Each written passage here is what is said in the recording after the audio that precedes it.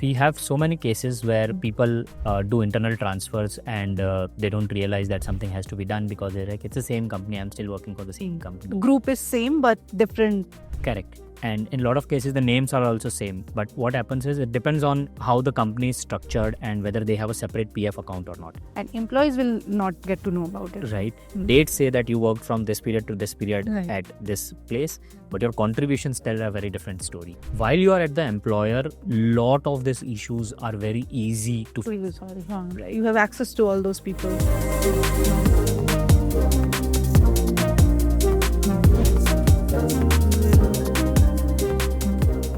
So when people switch jobs, then they have to either largely transfer. They must transfer, or they can withdraw in specific cases.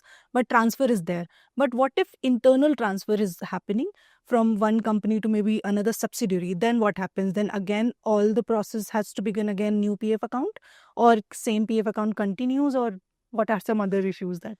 A very interesting question because we have so many cases where people do internal transfers and they don't realize that something has to be done because they're like, it's the same company, I'm still working for the same company. Group is same but different. Correct. And in a lot of cases, the names are also same. But what happens is it depends on how the company is structured and whether they have a separate PF account or not. And employees will not get to know about it. Right.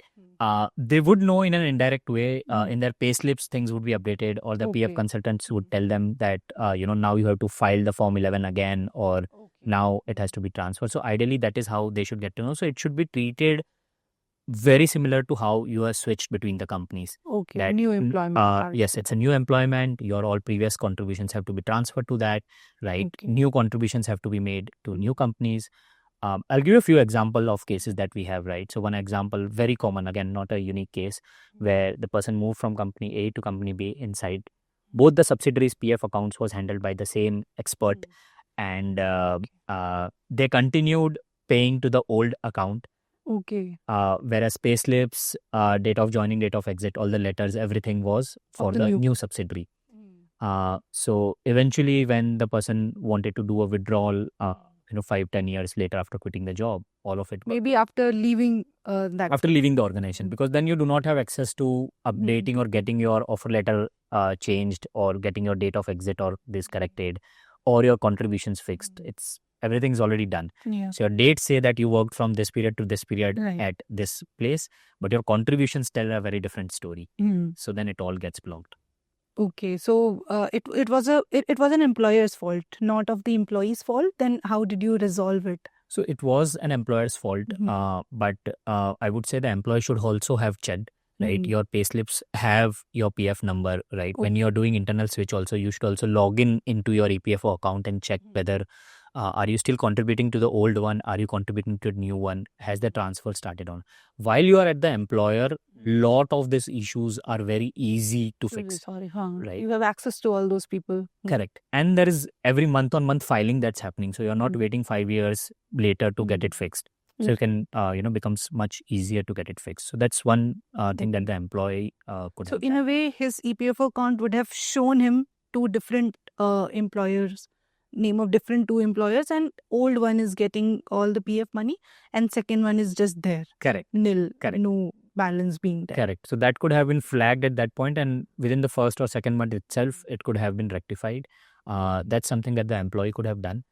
As a fix, how we are trying to solve is now that since this has worked, there are two ways to get this fixed. A is either you worked with the employer and get your letters fixed so that you update the dates. There are only two ways. You update the dates to match the pattern of contribution, because we have cases where it was done for 3 months over here and then remaining 6 months. Then they realized and they started doing it back to B. So depending on how your contributions are done, you either update the date, so you get letters from the company saying, okay, this was the date of joining, this was the date of exit, and clarification letter. So you update the dates, or you get letters to fix your contributions itself. So you get Form 3 is done again, ECR is done again. From the company will transfer it from that account to the new account. Yes, EPFO will transfer it, but the company will facilitate that, okay, this was a mistake, it should have been done over there. It has been done over here. This is how it actually should be. Then hopefully both the subsidiaries are still there and still linked. Right. Otherwise, one of the subsidiaries, if has been closed, then even bigger an issue. Closed, acquired, changed the PF account again, or divided again between two subsidiaries. All of it is very common in large conglomerates. So that becomes very problematic.